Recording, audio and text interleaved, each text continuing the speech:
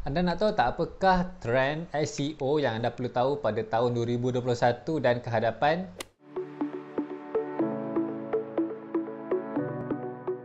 Hai, bersama saya sekali lagi dalam rancangan The Zik Digital bersama hos anda Adlan Khalidi, di mana saya kongsikan panduan, berita dan tips berkenaan dengan dunia digital marketing. Hari ini saya akan kongsikan apakah trend SEO ataupun Search Engine Optimization yang anda perlu tahu pada tahun ini dan juga tahun akan datang, tahun 2021 dan kehadapan. Tanpa membuang masa, mari kita lihat satu persatu. Google sekarang ni fokus mereka adalah kepada konten ataupun topik. Pastikan anda bila ada buat website ataupun sama macam YouTube channel kan, setiap satu channel, setiap satu website, setiap satu domain, anda kena jadi pakar dalam satu-satu topik. Kena banyakkan konten mengenai topik-topik yang relevan. Kalau satu topik SEO, berapa banyak topik anda boleh pecahkan subtopik mereka. Pastikan anda buat konten berkaitan dengan topik tersebut. So jika anda membuat topik pasal movie, buat seberapa banyak konten pasal movie sahaja. Anda suka masak, semua konten pasal masakan dan seterusnya. Pastikan anda banyakkan konten sekitar topik anda. Tetapi jika anda ingin mendapatkan traffic, anda kena fokus pada keyword yang mempunyai volume yang tinggi. Trend yang kedua ialah itu anda kena kemaskini konten sedia ada. Seperti mana saya yang tulis blog pada tahun 2018, 2019, ada setengahnya masih relevan, dan tetapi ada juga yang sudah ketinggalan zaman. Software tu mungkin dah tak wujud, teknik tu mungkin dah tak berkesan, kaedah ni mungkin dimakan algoritma yang sentiasa berubah setiap beberapa bulan. Oleh itu, pastikan bila anda membuat konten, anda perlu semak balik artikel anda yang lama dan cuba baca artikel tu diterbitkan pada 2019, adakah masih relevan pada tahun 2021. Begitu juga dengan tahun 2022, adakah masih relevan, ataupun ada screenshot ataupun gambar yang perlu diubah kan. Pastikan anda hasilkan konten yang sentiasa relevan, update. Paling tidak setahun sekali anda kena update. Kadang-kadang benda ni setahun sekali baru ada perubahan, ada benda yang besar yang berlaku lah. Pastikan artikel anda paling banyak dapat traffic, itulah yang anda kena jaga betul-betul. Trend yang ketiga, Google suka dengan long form content. Apa itu long form? Long form ni lawan kepada short form. Short form ni ringkas, maka long form ni panjang. Panjang bukan sekadar banyak bilangan patah perkataan, maksudnya dia detail, dia lengkap. Bila baca pun puas hati, ada penerangan yang detail dan terperinci mengenai satu-satu topik yang anda ingin tuliskan.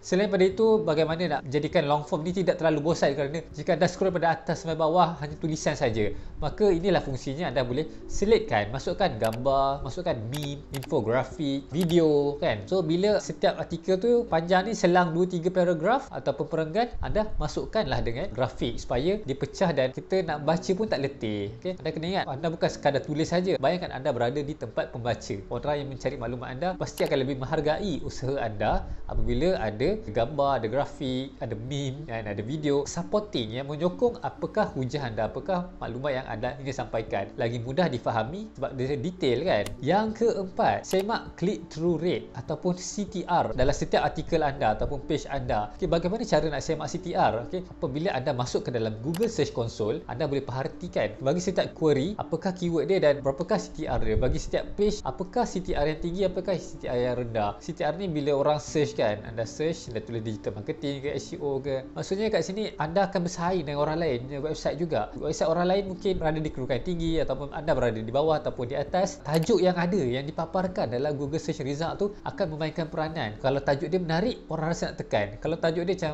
biasa-biasa je kan, so orang mungkin tak rasa nak klik pada tajuk tu. Ini bukan iklan, ini ialah memang kita menggunakan tajuk tu macam headline lah juga kan. So kalau buat iklan, kita nak pastikan orang tertarik nak baca artikel ataupun nak klik pergi ke website kita. Janganlah buat tajuk home, tajuk cara buat digital marketing, itu sangat boring. Pro tip yang saya nak kongsikan ialah anda gunakan nombor, letak 5 cara untuk menguasai digital marketing tahun 2021.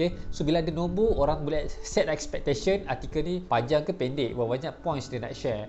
Sama juga kalau ada tahun di dalam headline ataupun title tag tersebut, orang akan tahu ni artikel ni relevan lagi ke tahun ni. Trend yang kelima, benda ni Google dah eksperimen daripada dulu lagi 2018 atau 2019, iaitu AMP, Accelerated Mobile Pages. Apa yang berlaku di sini, apabila anda search menggunakan telefon, ni untuk orang yang guna telefon, untuk yang guna website dia lain sikit. Bila anda gunakan telefon, anda search di Google, maka akan keluar satu result, lepas tu ada tanda macam kilat tu kan. So maksudnya website itu ialah AMP, sangat laju loading. Kenapa dia laju? Sebab dia menggunakan server Google. Okay? Anda search kat website Google, bila anda klik jawapan tu, dia masih menggunakan server Google. Tu pasal website yang menggunakan AMP loading dia laju. Saya nak nasihatkan, ini hanya sesuai jika anda menggunakan WordPress dan anda menulis blog, sangat sesuai untuk anda guna AMP. Tapi kalau anda buat e-commerce, anda buat corporate website, saya tak sarankan guna AMP pada ni sebab dia punya layout mungkin akan berbeza, lain dan tak sama langsung walaupun dia laju. Okay? Benda ni memang terpulang pada anda. Saya nasihatkan anda asingkan website utama anda, e-commerce ke, dengan blog. Blog ni lah yang anda pasang AMP supaya loading dia laju dan anda boleh drive more traffic into your blog and website. Trend yang ke-6 iaitu apa yang diseru oleh sistem Google kita, iaitu penggunaan skema ORG, okay? Ataupun Google sendiri menggunakan structured data. Okay? Structured data ni ialah bagaimana sistem enjin carian ini mengklasifikasikan, ingin mengindeks, ingin mengenal pasti konten anda ini mengenai apa. Adakah mengenai kedai makan, adakah mengenai video, artikel, audio, podcast. Kalau anda menggunakan e-commerce, adakah anda structurekan sama ada anda guna e-commerce WordPress WooCommerce, Shopline ataupun Shopify, data seperti harga, review, stock availability. Benda tu sebenarnya kalau disusun dengan structured data yang bagus, anda boleh lihat terus harga, review di dalam search result. So dia akan memudahkan orang yang search produk atau servis anda untuk tahu, oh ni harga dia ni, sebelum mereka klik kepada website atau e-commerce anda. Audience anda boleh terus tahu produk ni masih available, aku nak klik kat sini sebab produk dia available. So ini menggunakan structured data bukan satu strategi yang anda perlu implement, supaya bila anda memudahkan Google untuk mengenal pasti apakah konten dalam website anda, Google akan suka untuk rankingkan website anda ke dalam first page. Trend yang ketujuh iaitu anda perlu menggunakan HTTPS. Apakah itu? HTTPS adalah cara untuk melindungi data encryption ke dalam website anda. Saya sendiri bila saya masuk ke website e-commerce, saya nak pastikan data saya, nama, email, nombor telefon, even maklumat pembayaran dilindungi, okay, di-encrypted, okay, daripada orang luar ataupun daripada malware ke spyware, whatever benda yang akan boleh salin saya punya maklumat kan. Kita guna HTTPS, anda boleh lihat dalam URL browser anda ada tanda simbol mangga ataupun lock. So maksudnya di sini website tersebut secure. Anda jangan risau kalau anda buat website sendiri, mungkin anda terlepas pandang, tapi jika anda menggunakan e-commerce seperti Shopline, Shopify dan lain-lain, benda ni dia menggunakan hosting server mereka dah memang built-in function untuk encryption. Tapi jika anda buat website sendiri, anda ada hosting sendiri, anda kena pastikan adakah pihak hosting anda menyediakan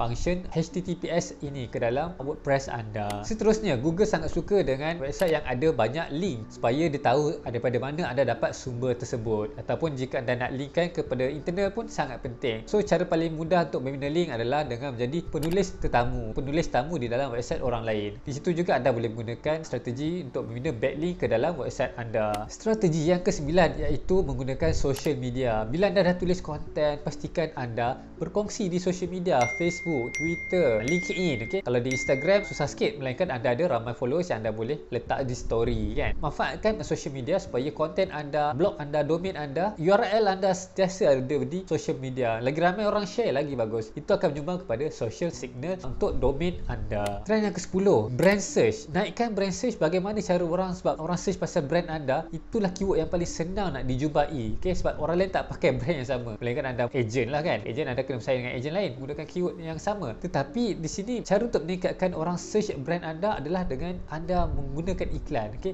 Buat iklan di Facebook, Instagram supaya brand anda tu jelas, orang tahu, dan bila mereka rasa bersedia, mereka akan search di Google untuk mencari brand tersebut. So pastikan anda buat campaign brand awareness supaya orang akan search brand dan anda akan dapat traffic yang mudah dan murah daripada orang yang mencari brand anda selepas lihat iklan. Trend yang ke-11 anda perlu tahu iaitu BERT, B-E-R-T dan E-A-T, eat. Okay? BERT ni ialah intention. Biasanya kalau anda search pasal how to, result yang banyak keluar ialah video. Sebab itulah Google tekankan pada intention. Bila orang cari apakah intent mereka, mereka nak belajar ke, mereka nak baca ke, mereka nak menonton ke, mereka nak mencari lokasi dalam peta ke. So anda kena pasti anda search sendiri sebelum anda buat artikel atau konten, apakah bentuk konten sesuai, adakah video, adakah artikel dan sebagainya. Begitu juga dengan EAT, E-A-T, expertise, authority dan juga trustworthiness. Okay, adakah anda punya website ada ketiga-tiga elemen ini? Ada pakar. So jika anda menulis artikel, menulis konten, pastikan ada banyak berbincang mengenai topik ini sehingga Google identify anda sebagai orang pakar berpengalaman dalam topik yang anda ingin kuasai. So bila EAT anda berada di kedudukan yang bagus, maka anda akan mudah untuk dapat ranking di Google. Trend yang ke-12 iaitu buat video. Seperti mana anda tengok saya buat video hari ini. Kenapa topik digital marketing